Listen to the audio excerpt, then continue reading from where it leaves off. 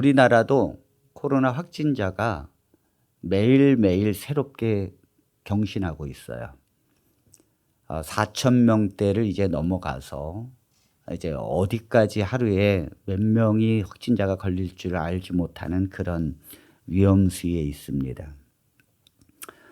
참 이상한 것은 백신이 만들어지고 이 사람들이 70% 이상 백신 접종을 했는데도 불구하고 왜 이 4차 유행을 세계적으로 막지 못하는가?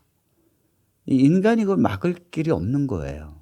그러니까 왜 그걸 막지 못하는가 하면 이 코로나가 바이러스가 자꾸 변이를 일으키기 때문입니다. 뭔가 잡으려고 하면 바뀌어져요.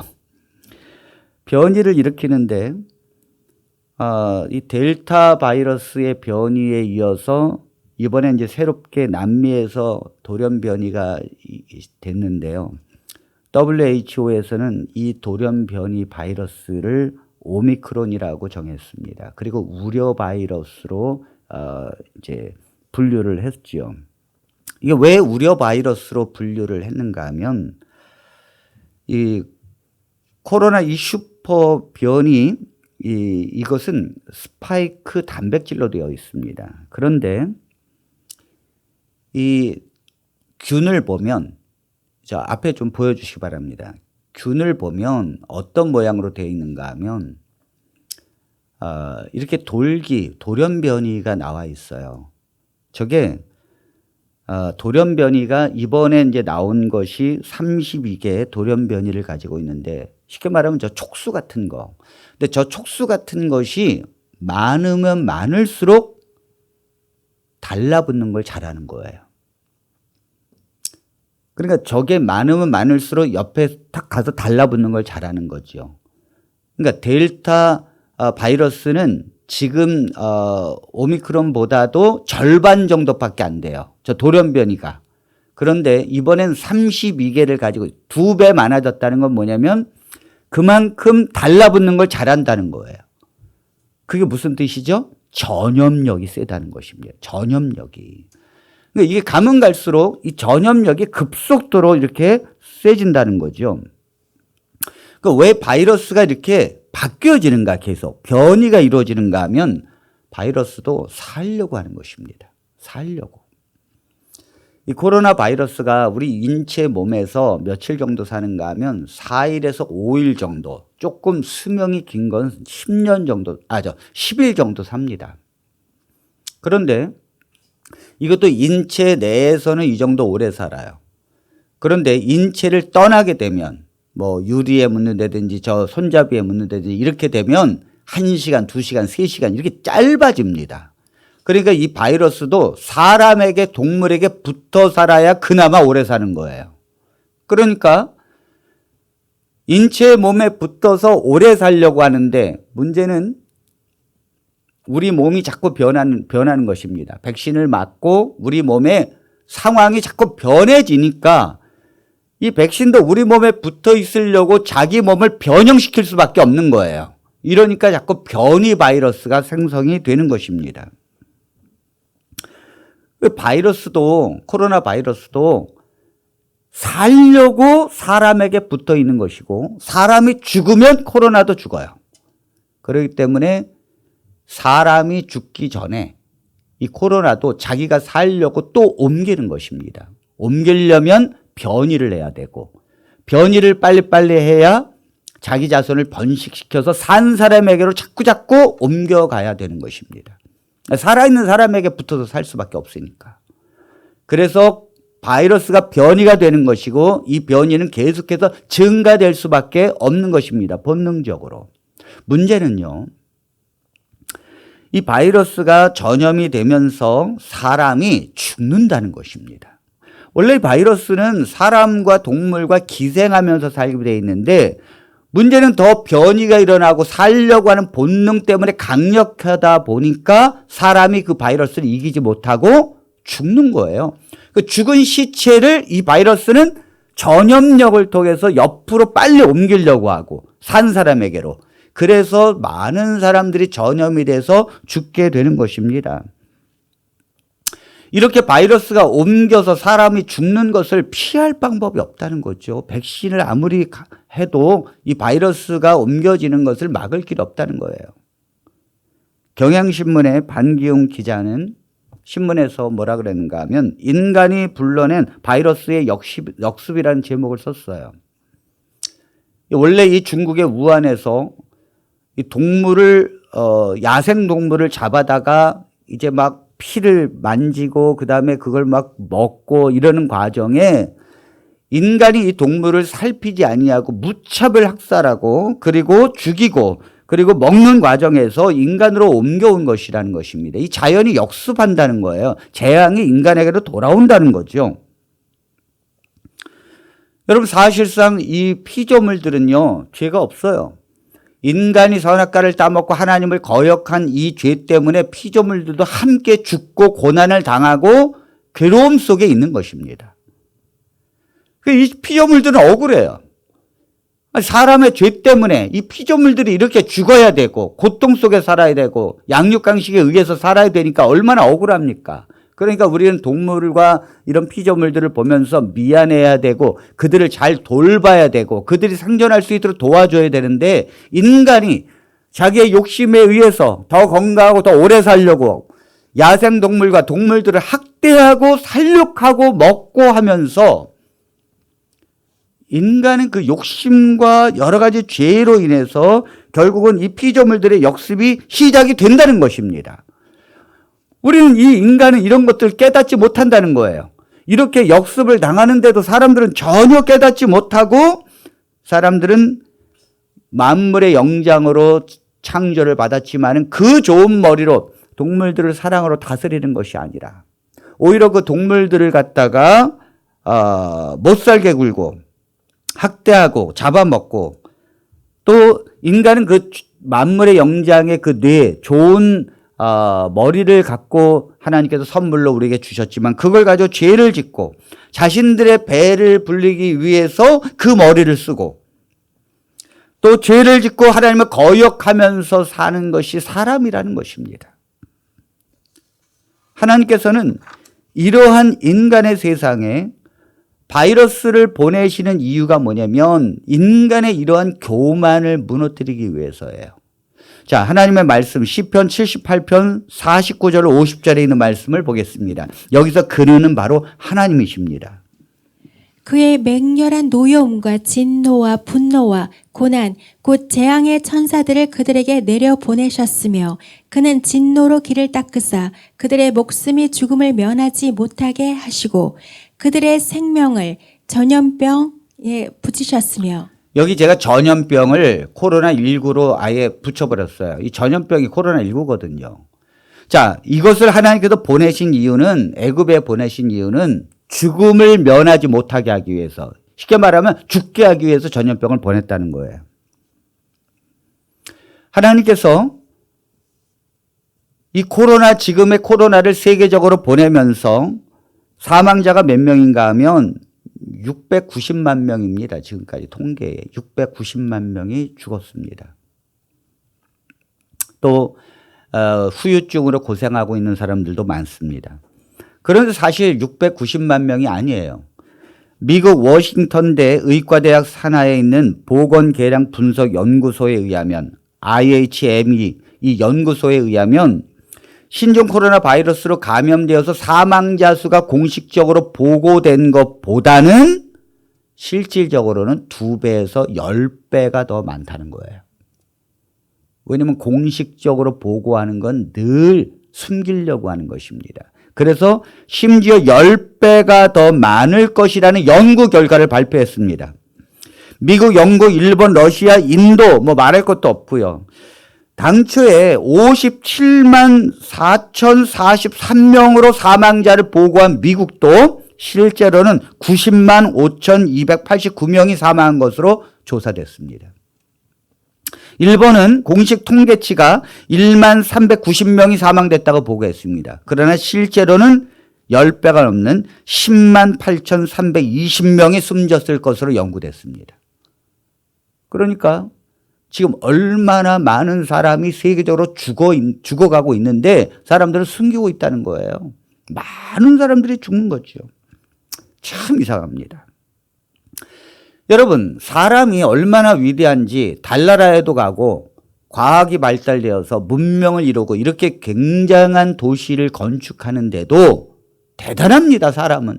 그런데 여러분, 보이지 않는 일반 균보다도 10배 이상이 작은 코로나 바이러스에 인간은 속수무책으로 죽는다는 거예요. 보이지도 않는데. 인간이 아무리 교만하고 문명을 이루고 자기가 재산을 벌고 그 다음에 성공을 해서 부를 이루었다 할지라도 얼마나 교만합니까, 사람은. 하나님께서는 그러한 교만, 하나님을 섬기지 아니하고 자기의 모든 것을 하나님 앞에 대역하는 삶을 살고 있는 이 세상을 향하여 하나님은 교만을 꺾으시고자 바이러스를 보내십니다. 아주 보이지도 않는, 현미경으로 봐야 보이는 그런 작은 바이러스에 인간이 죽는다는 거예요. 속수무책으로 이 세계가 그걸 잡지 못해서 벌벌벌벌 떨고 있잖아요. 우리나라의 최고의 거구가 최홍만 씨예요. 이 최홍만 씨 한 손이 우리의 얼굴을 다 가리는데 얼마나 이 최홍만 씨 힘이 셉니까? 씨름계에서도 평정을 했고 또 격투기에서도 또 이기고. 그런데 만일 이 최홍만 씨가 3살 배기 아이에게 코피가 터지고 얻어 터져서 기절을 했다고 한번 해보세요. 그 최홍만 씨가 얼굴을 들고 다니겠어요? 네? 3살 배기 아이한테 코피가 터지고 기절을 했으니 이거 창피해서 어떻게 삽니까? 최홍만 씨가 그때부터 아마 격투기를 내려놓을 거예요. 왜? 3살 배기에게 졌으니까.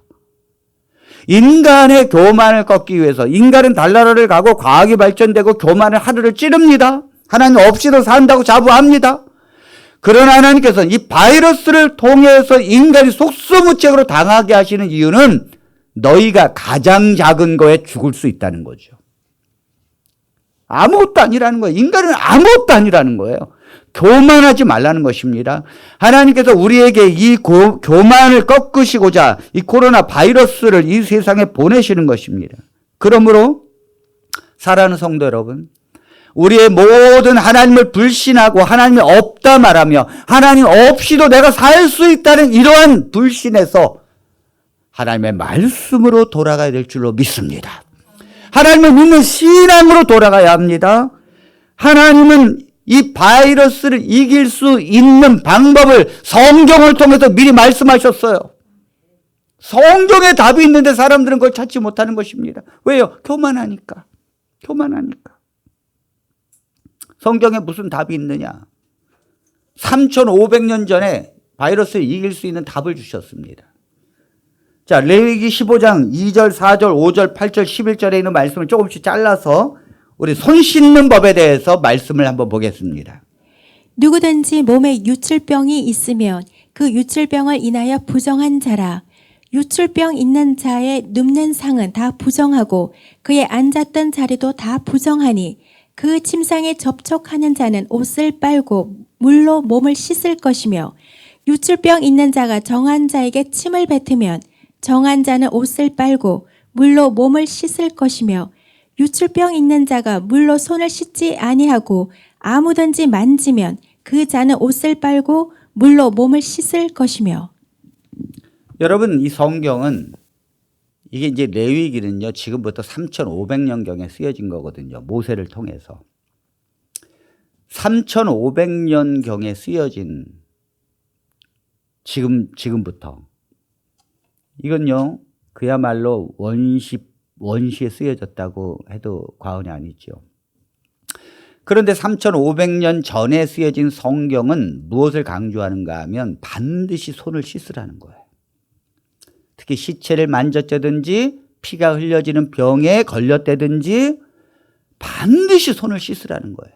그래서 이 유대인 이스라엘 백성들은요, 기도하기 전에 손을 씻고 성전에 들어가기 전에도 손을 씻고 제사를 드리기 전에도 손을 씻고 제사를 드리고 난 다음에도 양을 잡아 죽인 다음에도 손을 씻습니다. 언제나 손을 씻고 살았어요, 이스라엘 백성들은. 반드시 손을 씻으라는 것입니다.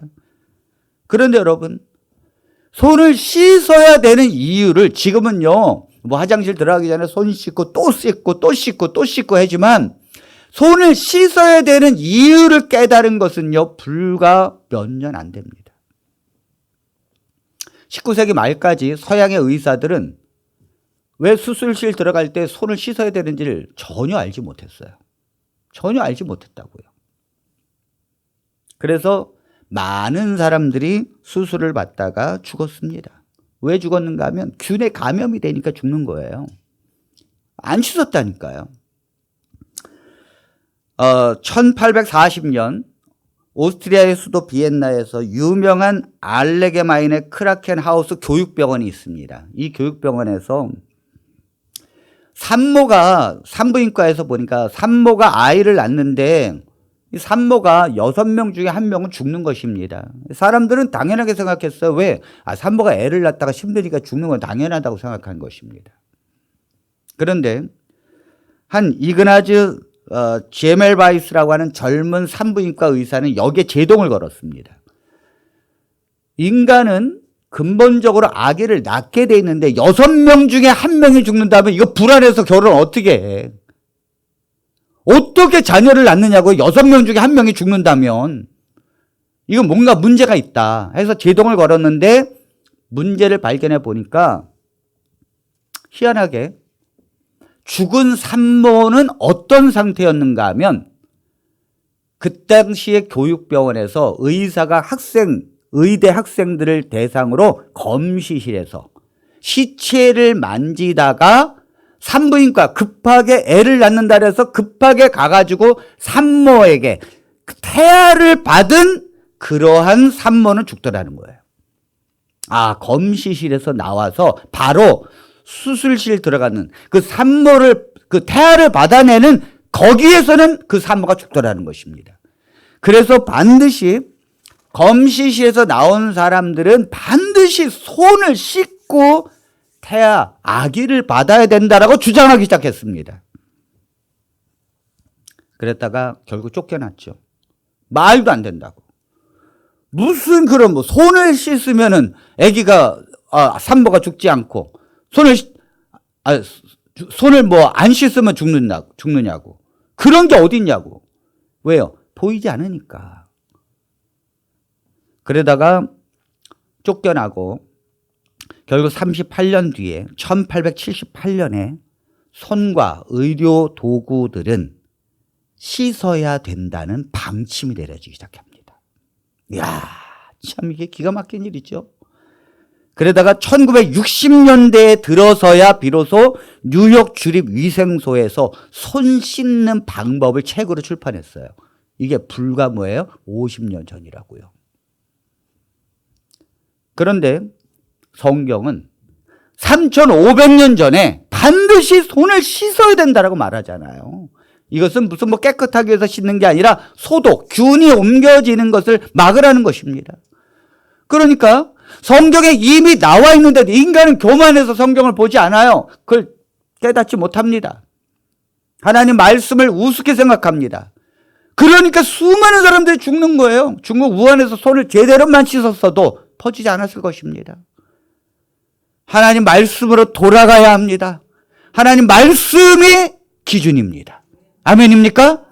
교만하게 살면 안 돼요. 자기 생각대로 살면 안 됩니다. 다 죽습니다. 지금은 그런 세상이 아닙니다. 하나님 말씀이 세상에 드러나고 있다는 사실이에요.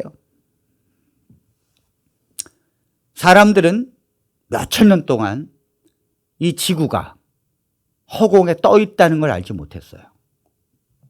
이 지구, 땅이라는 게 어디 허공에 떠 있을 수 있느냐. 말도 안 된다고 생각한 거죠.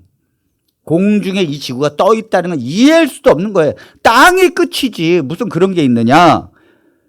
그러나 천동설, 이것이 그래서 이제 태양을 중심으로 지구가 도는 게 아니라 지구를 중심으로 태양이 돈다라고 생각했습니다. 왜요? 해가 동쪽에 떠서 서쪽으로 지구, 별도 스스로 움직이니까 이 지구가 중심이고 다 지구 중심으로 도는구나. 천동설을 주장하다가 1543년 코페르니쿠스가 가만히 보니까 그건 아니에요. 지구는 공중에 떠 있고 지구는 태양을 중심으로 돌고 있다는 걸 알게 됐습니다. 그게 바로 1543년이에요. 그 전까지는 지구가 공중에 떠 있다는 건 상상도 할 수 없는 일이었습니다. 결국 지동설을 발표하고 비난을 받았죠. 그러나 성경은 지금부터 3500년 전에 지구는 공중에 떠 있다라고 말했습니다.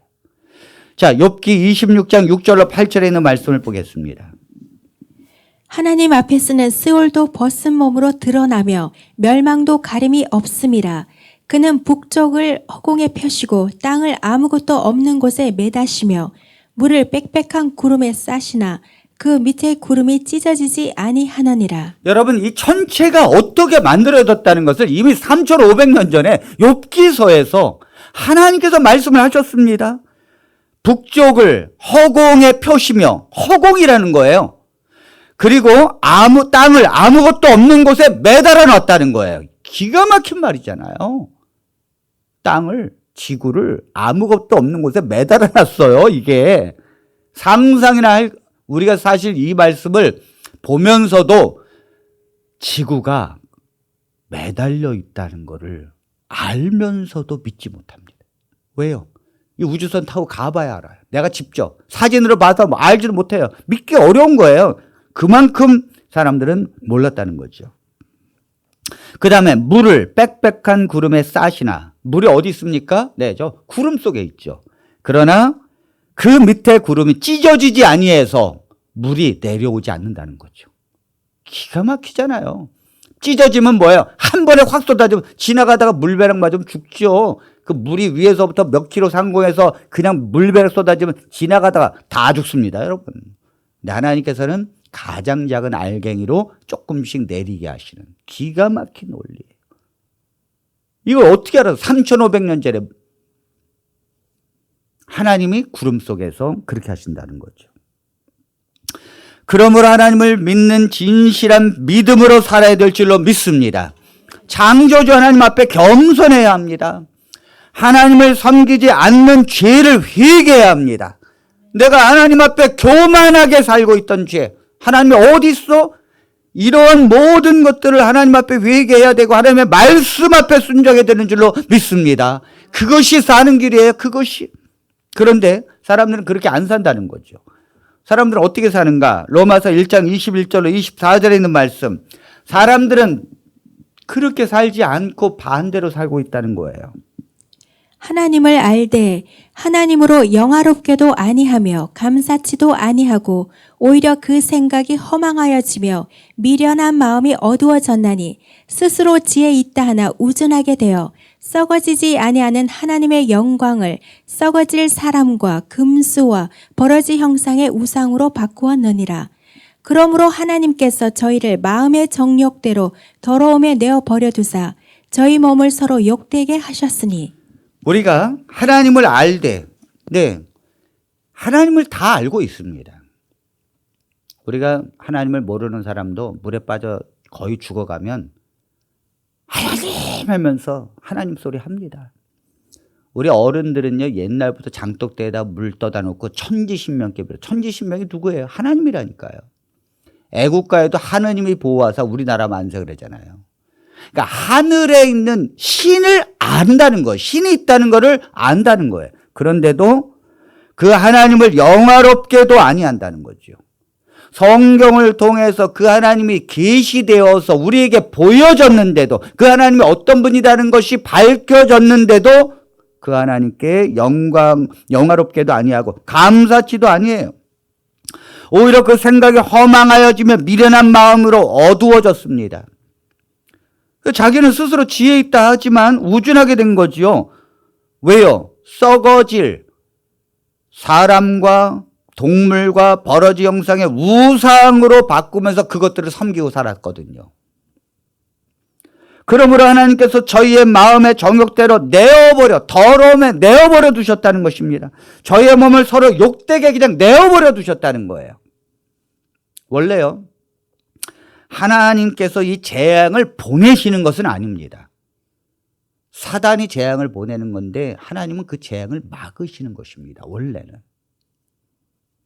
자연적으로 이 세상은요, 재앙이 오게 돼 있어요. 자연적으로. 폭풍이 자연적으로 오고요. 산불도 자연적으로 옵니다. 이 건조한 날씨가 계속되게 되면 스스로 불이 붙어요. 그래가지고 미국 같은 나라에는요, 산불이 한번 일어나면 그 인간이 아무리 헬기를 동원해도 끌 수 없습니다. 사람이 접근도 못 하는데요. 근데 이걸 유일하게 끌 수 있는 것은 바로 하나님이십니다. 비를 내리면 끊어집니다. 폭풍 같은 비를 내리시면 그때야 산불이 멈추는 거예요. 인간이 끄는 것이 아닙니다. 그러므로 하나님께서 이 재앙을 막으시는 것이지, 그리고 하나님께서 돌보아 주는 것이라는 거예요. 재앙은 우리에게 온다는 것입니다. 계속해서. 여러분, 태양계의 거리가, 지구와 태양과의 거리가 조금이라도 좁혀지게 되면 뜨거워서 못 살고, 조금이라도 멀어지게 되면 추워서 못 삽니다. 하나님께서 저 달을 두셔가지고 달이 지구를 돌게 하십니다. 그러면서 어떻게 하는가 하면 저 바닷물을 땡겼다 놨다 하십니다. 그 바닷물이 땡겼다 놨다 하면 어떻게 돼요? 그 안에 이 공기가 들어가서 물고기들이 숨을 쉬고 살게 되는 것이죠. 만일 그런 것이 없었다면 바다에는 고기가 살지 못합니다. 또 하나님께서는 모든 동물들은 산소를 마시고 이산화탄소를 내뿜게 하셨습니다. 하나님께서 햇빛을 통해서 모든 식물들이 광합성 작용을 해서 사람에게 나오는 이산화탄소를 들이마시고 그들은 또 산소를 내줍니다. 기가 막힌 일이 이 지구에서 벌어지고 있다는 사실입니다. 지금도 이 지구는 23.5도를 기울어서 돌고 있는데요. 만일 이것이 기울지 않았더라면 지구는 두동강이 딱 납니다. 살 수가 없다고요. 기울어서 돌기 때문에 이 지구가 두동강이 안 나는 것입니다. 하나님께서는 비가 내려서 곡식을 자라게 하시고요. 벌이 수종을 시키고 햇빛을 주셔서 있게 하십니다. 그래서 우리가 지금도 먹고 사는 거예요. 이거 우연이 된다고요.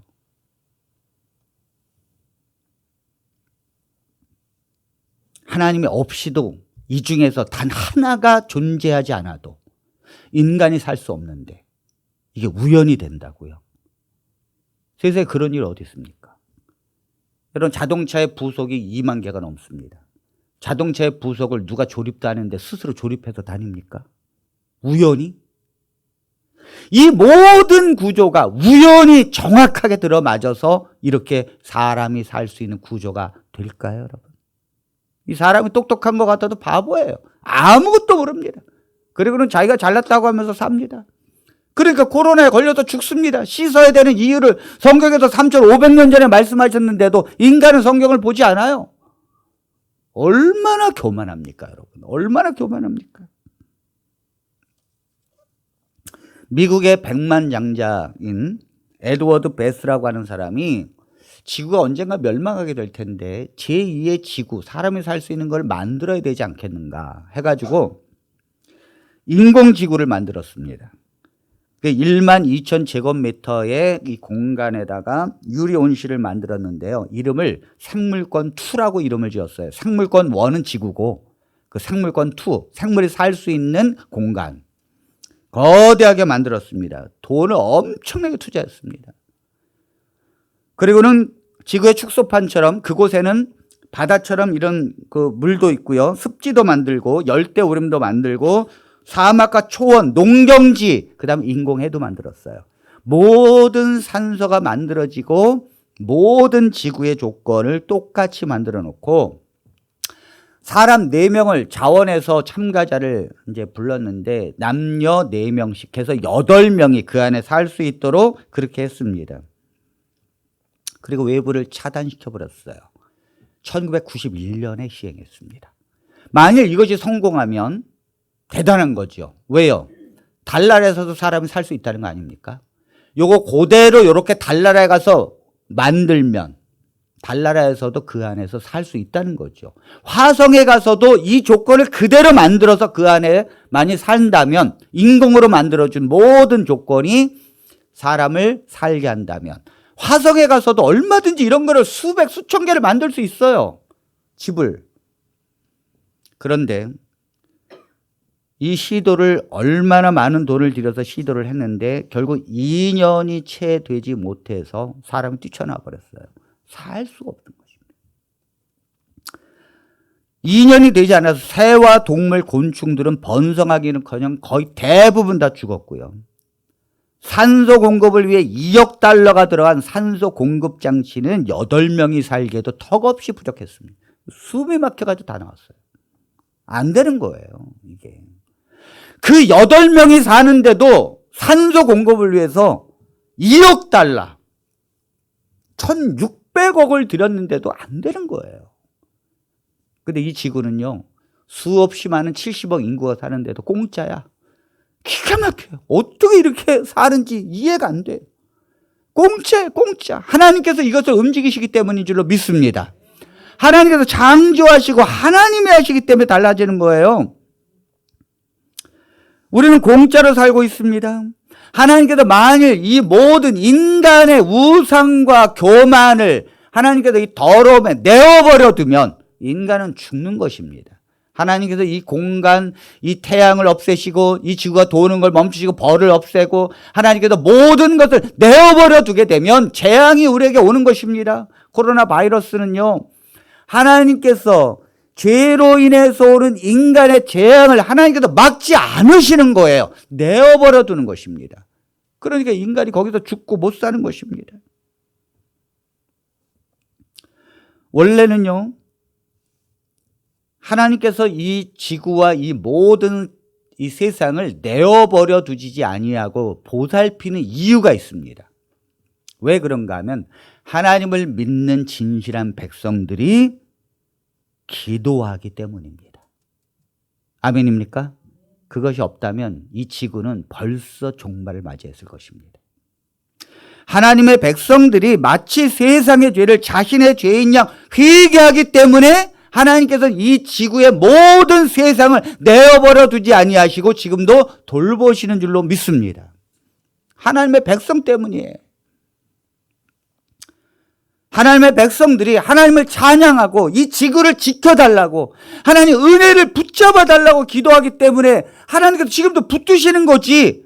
만약 하나님의 백성들이 그러한 신앙으로 하나님 앞에 나가지 않는다면, 하나님께서 그냥 내버려 두신다면 이 세상엔 존재할 수 없다니까요. 살 수 없다니까요.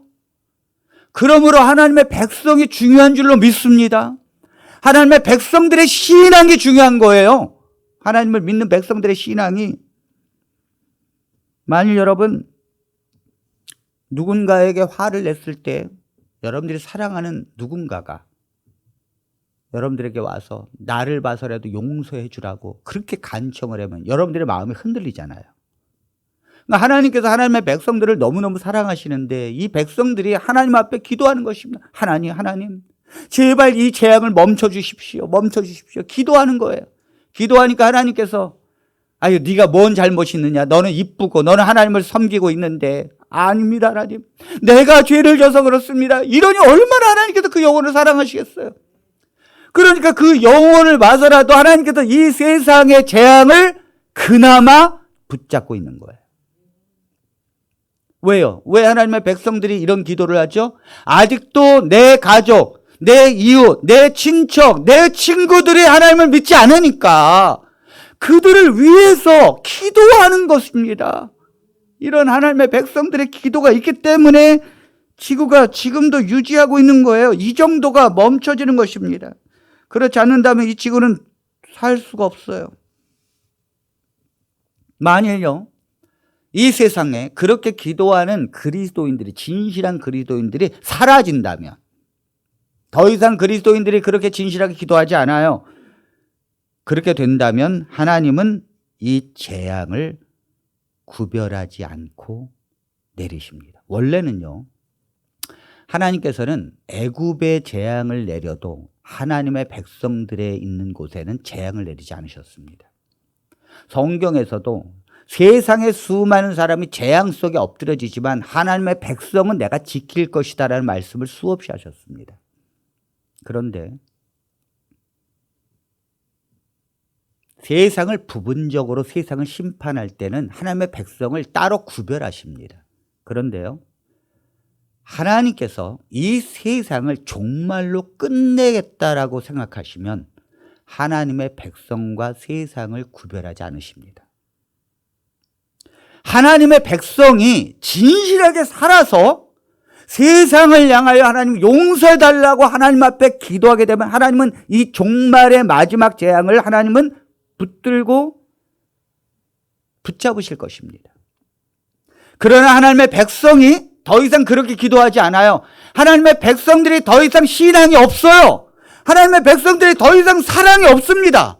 그럴 때는 세상과 하나님의 백성에 대한 재앙의 심판을 구별하지 않으십니다.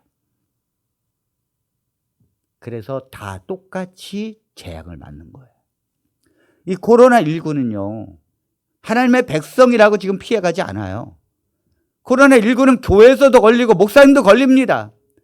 코로나19는 수많은 세상의 사람들을 동일하게 내리고 있어요. 이건 무엇을 의미하는가 하면 하나님이 더 이상 세상의 역사를 허용하지 않는다는 뜻이에요.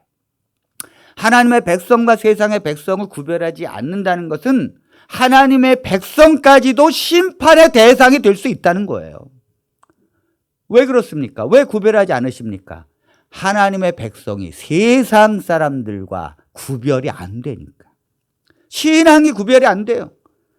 하나님의 백성이나 세상 사람들이야 똑같이 타락하고, 하나님의 백성들도 이제 말씀을 보지 않고, 하나님의 백성들은 하나님 앞에 회개하는 심령으로 살지 않고, 하나님의 백성들이 똑같이 세상의 사람들과 구별이 되지 않는데 하나님께서는 왜 재앙을 구별하실까요? 그렇지 않다는 거죠.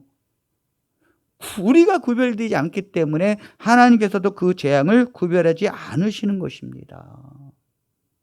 이건 종말의 정확한 징조예요, 여러분. 제가 25일 날 어저께 이사를 했는데, 이사하는 날 너무도 기분 나쁜 일이 있었습니다. 제가 이사를 다 이제 짐을 꾸리고 이제 마지막 출발하려고 했더니 저희 집사람이 주인에게서부터 이제 이 은행에 이제 융자 갚고 나머지 우리의 돈을 이제 받아야 우리도 이사를 할 거 아니에요. 그런데 이제 다 이제 관리비 이런 거 다 정산하고 했는데, 사실 저희가 저희의 작은 돈이고 나머지는 이제 전세 대출을 해서 이제 은행에 이제 이렇게 갚고 다시 이제 나가야 되는 입장인데, 그래서 이제 은행권에 있는 사람들도 오고 이제 다 그랬는데 마지막에 브레이크가 걸린 거예요. 뭐냐면 주인이 복비를 내라는 거예요, 우리 보고. 근데 우리가 6개월 2년 계약했는데 6개월 먼저 나가거든요. 그러면 당연히 우리 세입자가 복비를 내고 새로운 세입자를 앉히고 가야 되는 게 맞습니다. 부동산법이에요.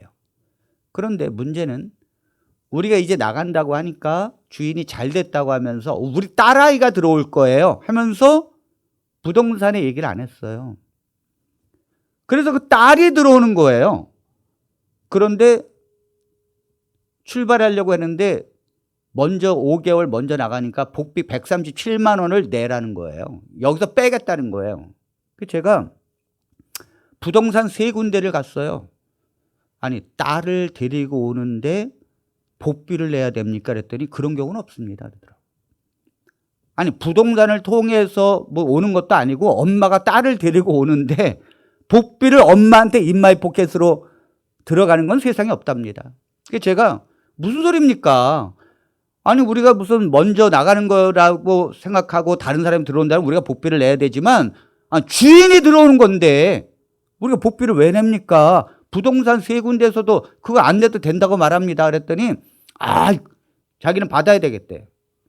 제가 그럴 수는 없다 그랬어요. 거기서 실랑이가 벌어지는 거예요.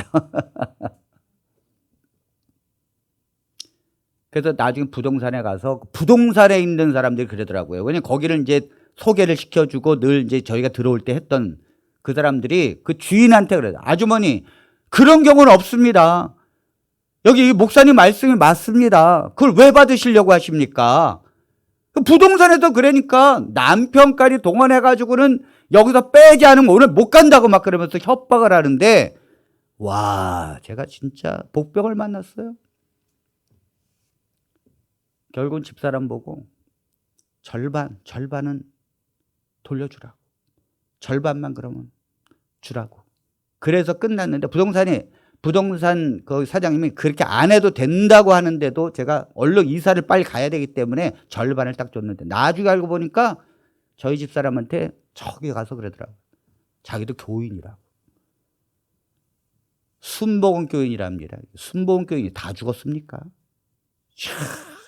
저는 그러면서 저희 집사람한테 아이고 우리 딸아이가 이사하는데 이사 비용이라도 좀 100만 원이라도 저 줘요. 나한테 그러더라고요. 저희 집사람을 통해서. 제가 그랬어요. 아니 여기 아파트 올라간 게 작년에 3억이 올라갔습니다. 근데 딸 이사한다고 내가 목회자인 거 뻔히 알면서 그런 돈을 뜯어내려고 하십니까? 당신이 교인이라는 게 창피하다고. 부동산에서도 저 주인 저 사람이 아주 보통 구두쇠가 아니라고 소문난 사람이에요. 아유, 제가 이 교인이 이렇게 사니까 교인이 이렇게 살고 세상에서 손가락질을 받는데 그러면서 또 저희 집사람에게 딸을 위해서 목사님 기도 좀 해주세요. 부탁하라고. 제가 그랬어요. 집사람한테. 그런 소리 해주도 말라고. 무슨 그따위 교인이 세상에 존재하고 그런 교인을 위해서 기도할 수 있는 남아있는 기도가 세상에 없다고요. 세상의 사람들보다 버러지같이 더 잘못 사는데 어떻게 하나님께서 이 재앙을 하나님의 백성에게 구별하냐고요. 저는 수많은 성도들의 삶을 보면서 너무너무 안타까워요. 신앙을 몇십 년을 했어도 그 신앙이 자라지 아니하고 그저 조금해서 삐지고 교회 안 나오고 그냥 목사님이 바르게 살아라 그러면 그냥 그게 듣기 싫어가지고 교회 옮긴다 그러고 도대체 교인들이 교인답지가 않아요. 신앙을 하는 것에 대해서 전혀 제가 하나님 앞에 회개하고 눈물로 기도하고 성령을 구하기 위해서 몸부림치고 세상을 달리 살기 위해서 말씀을 보지 않아요. 이러한 성도들의 신앙을 하나님께서 왜 구별하십니까, 여러분? 그렇지 않아요. 너무도 지금 잘못됐다는 거죠. 역대하 7장 13절로 14절에 보니까 하나님께서 우리에게 이렇게 말씀하십니다. 혹 내가 하늘을 닫고 비를 내리지 아니하거나 혹 메뚜기들에게 토사를 먹게 하거나 혹 전염병이 내 백성 가운데 유행하게 할 때에 내 이름으로 일컫는 내 백성이 그들의 악한 길에서 떠나 스스로 낮추고 기도하여 내 얼굴을 찾으면 내가 하늘에서 듣고 그들의 죄를 사하고 그들의 땅을 고칠지라. 여러분 이 말씀을 보십시오. 하나님의 백성에게도 전염병이 오잖아요, 지금.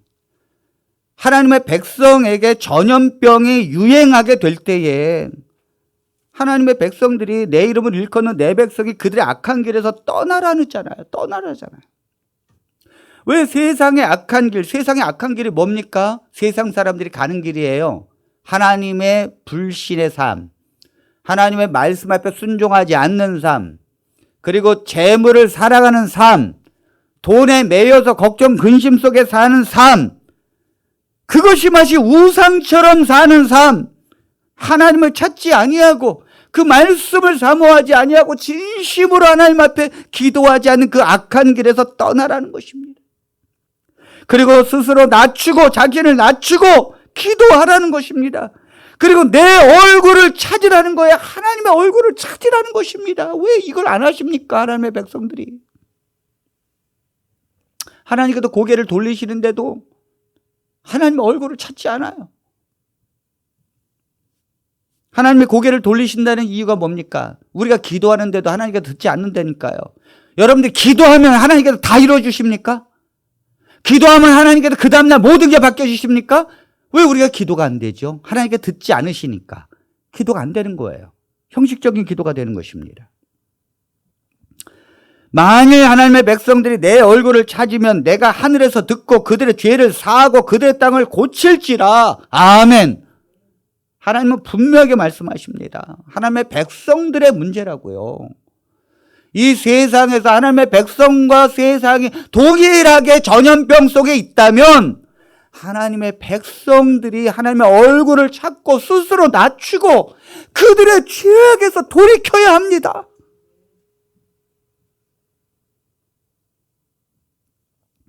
소돔과 고모라 성이 하늘에서 불이 내려와서 다 살라서 태움을 받아서 죽었는데, 이 소돔과 고모라 성에 왜 하나님께서 이 심판을 내리셨을까? 이것은 지구 종말을 예언하는 한 작은 심판을 하나님께서 보여주신 것입니다. 이와 똑같이 요한계시록에 보면 예수님께서 재림하시고 나서 지구의 종말이 오고 재앙을 내릴 때 소돔과 고모라 성에 불살라진 것처럼 똑같이 하겠다고 말씀하십니다.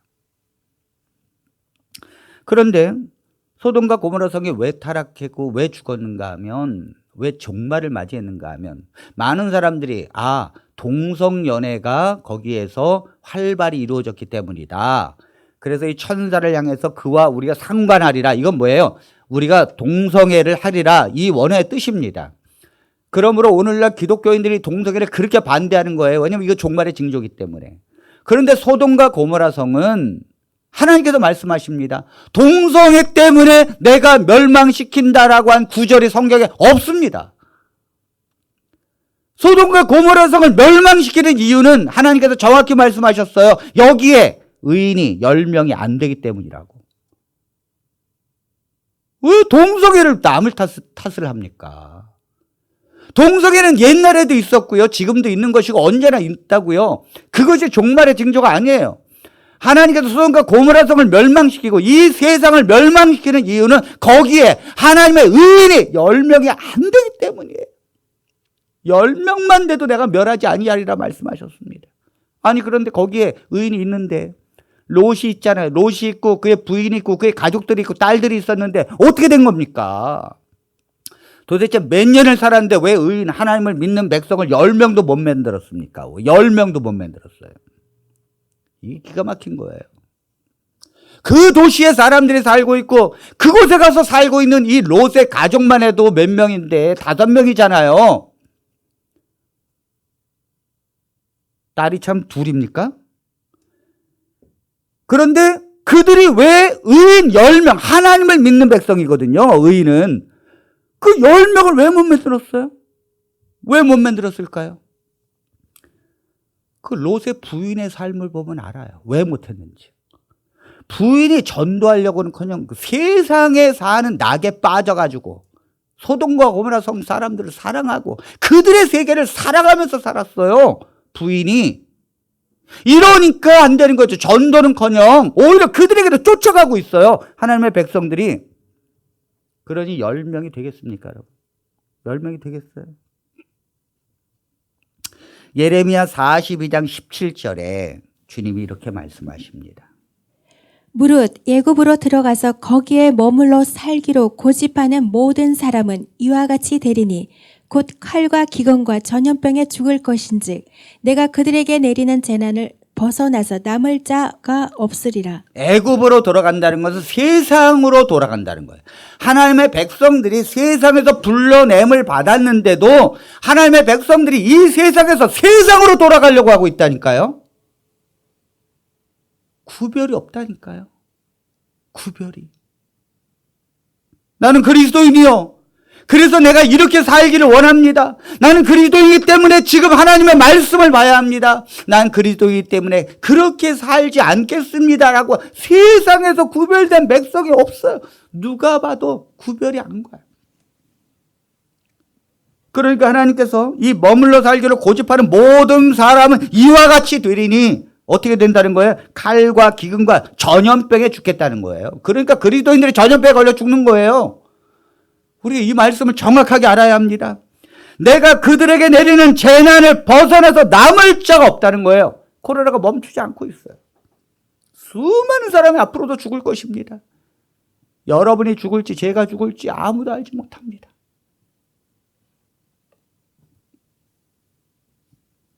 세상을 그리스도인들이 사랑하면 함께 재앙을 만나게 될 것이고 구원받을 사람은 없게 만들 것이라는 것입니다. 하나님이 우리를 먼저 세상으로부터 불러내서 하나님의 성도로 만든 이유는 세상에 빛과 소금으로 살라는 것입니다. 그래서 하나님의 말씀을 전하고 그들도 구원받게 하는 거예요. 빛이 뭡니까? 그들에게 생명을 주는 빛으로 살라는 거예요. 빛은 생명력이거든요. 소금은 뭡니까? 세상이 썩어져 가는 것을 막기 위해서 너희들은 세상이 타락하는 걸 막기 위해서 먼저 불러냄을 받았다는 거예요. 빛과 소금으로서 세상이 더럽고 타락해질 걸 막고 그리고 하나님께로 향할 수 있는 생명을 받을 수 있는 복음을 전하고 그들에게 구원을 전파해야 합니다. 이것을 하나님께서 먼저 우리에게 불러주신 이유입니다.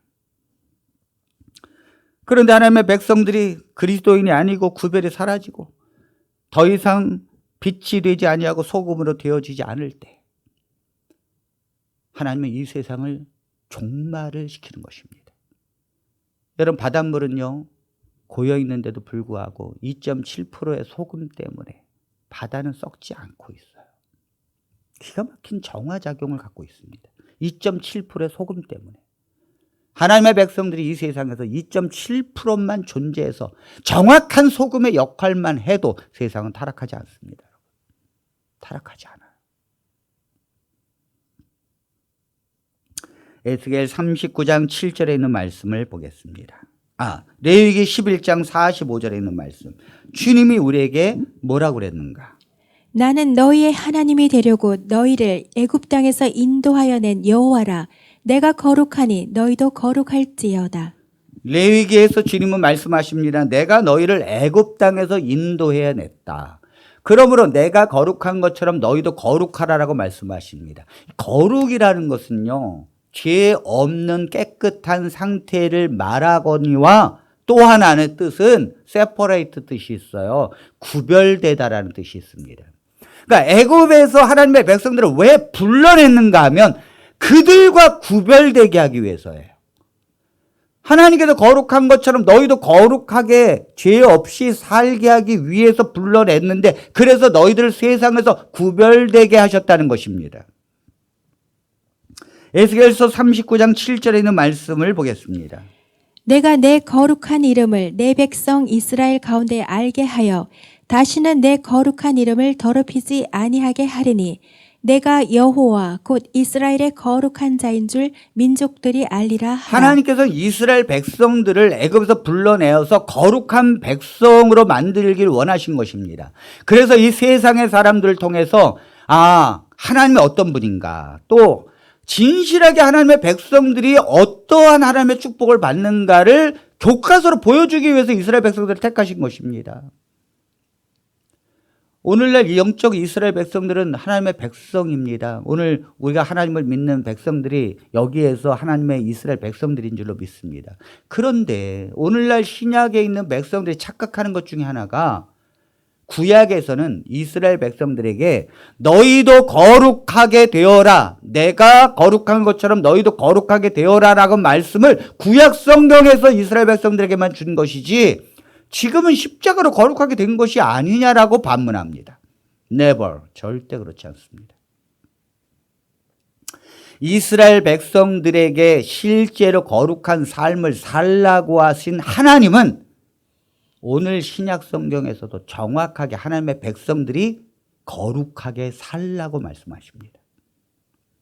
자, 베드로전서 1장 14절로 17절입니다. 이건 신약 성경이에요. 너희가 순종하는 자식처럼 전에 알지 못할 때에 따르던 너희 사욕을 본받지 말고 오직 너희를 부르신 거룩한 이처럼 너희도 모든 행실에 거룩한 자가 되라. 기록되었으되 내가 거룩하니 너희도 거룩할지어다 하셨느니라. 외모로 보시지 않고 각 사람의 행위대로 심판하시는 이를 너희가 아버지라 부른즉 너희가 나그네로 있을 때를 두려움으로 지내라. 여러분, 신앙생활을 얼마나 정확하게, 얼마나 우리가 하나님 앞에 반듯하게 해야 되는지를 성경을 가리시면 안 됩니다. 이 말씀을 자세히 볼까요? 너희가 순종하는 자식처럼 전에 알지 못할 때에 따르던 너의 사욕을 본받지 말고, 이건 예수님 믿기 전에 세상 사람들이 사는 것처럼 욕심내고 돈 때문에 살고 세상 사람들이 아파트 하나 옮겨가는 것 때문에 목숨 걸고 대출 갚기 위해서 인생을 보내지 말고 오직 너희를 부르신 거룩한 이처럼 너희도 모든 행실에 거룩한 자가 되라는 거예요. 모든 행실에서. 기록되었으되, 이것은 뭡니까? 아까 레위기 11장 45절에 말씀하신 것을 말하는 거예요. 레위기 11장 45절에 뭐라 그랬어요? 나는 너희의 하나님이 되려고 너희를 애굽에서 인도하여 낸 여호와라. 내가 거룩하니 너희도 거룩할지어다.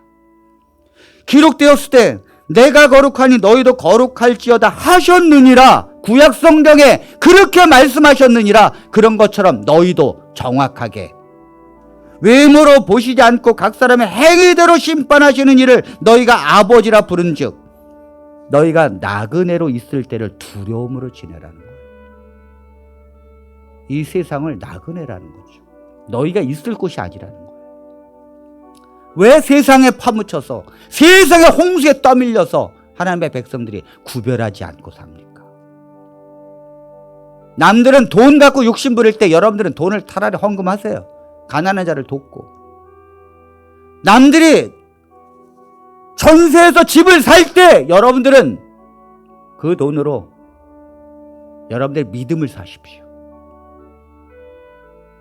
왜 똑같이 사십니까? 남들이 세상의 성공을 위하여 달려가고 시간들을 보낼 때 여러분들 하나님의 말씀을 사모하고 기도하는 일의 시간을 보내십시오. 저는 성경 말씀을 그대로 전합니다. 하나님은 너희가 아무렇게나 살아도 된다고 하는 성경 말씀이 단 한 군데도 없어요. 오히려 하나님이 거룩한 것처럼 모든 행실에서 하나님 앞에 거룩하게 되라는 거죠. 죄에 지지 마십시오. 두려운 것입니다.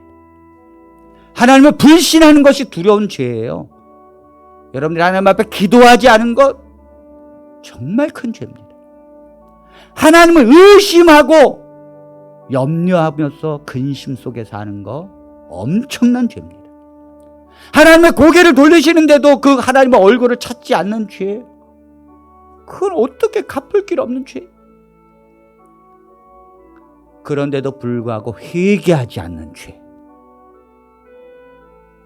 그럼에도 불구하고 예배에 오지 아니하고 지 멋대로 살려고 하는 죄.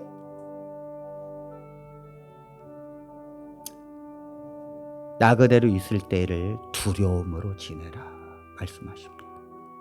복음은요,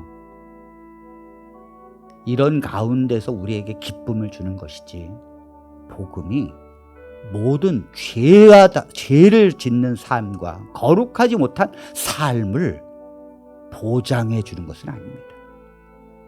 그건 잘못된 복음이에요. 복음은 반드시 그의 삶으로 드러나야 됩니다. 그것이 복음을 믿는 백성이에요.